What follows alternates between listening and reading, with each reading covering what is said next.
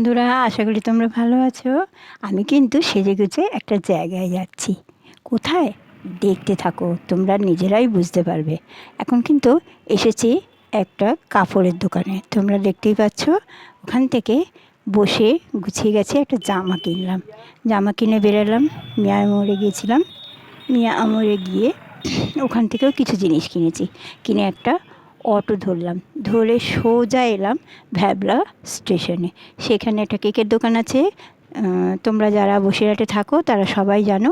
ওই দোকানে গিয়েছিলাম। ওই দোকানের কেকগুলো কিন্তু দারুণ। দেখো, একবার তোমাদের কাছে আমি শেয়ারও করেছিলাম, তোমরা নিশ্চয়ই জানো। অবশ্য সেদিনকে কিন্তু ফাঁকা ছিল, মানে সবই বিক্রি হয়ে গেছিলো। আজকে কিন্তু সব ভর্তি, তাই তোমাদের কাছে শেয়ার করতে পারছি এবং তোমরা ভালো করে দেখে নাও। দোকানটা কিন্তু খুব ভালো।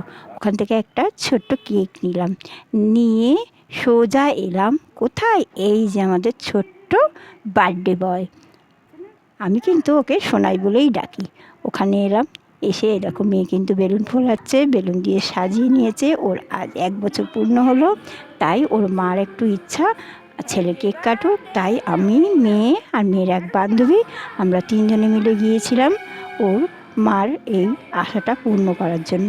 আমরা গেলাম বলে খুব আনন্দও পেয়েছে ওর মা। তাই দেখো, ও কেক কাটার জন্য ছুরিটা ধরেছে, খালি তোমরা সবাই একবার দেখো ও কী আনন্দ পাচ্ছে। ও কিন্তু একটুও কাঁদেনি, একটু ভয়ও পায়নি। দারুণ আনন্দ করেছে ও আমাদের সাথে। আমরা যেরকম আনন্দ করেছি ও আনন্দ করেছে। দেখো, আমার মেয়ে যেরকম করাচ্ছে ও কিন্তু ঠিক সেরকম করছে। কোনো রকম কান্নাকাটি নেই, কোনো রকম ভয় নেই। দারুণ দারুণ। ও এমনি খুব জলই, ভীষণ ছটপটে, ভীষণ। কেক কাটা তো হয়ে গেল, তোমরা দেখতেই পেয়েছো। এইবার কিন্তু কেকটা ডিস্ট্রিবিউট হবে, মানে আমরা সবাই মিলে খাবো পায়েস আর কেক। দারুণ মজা হলো কিন্তু আজ।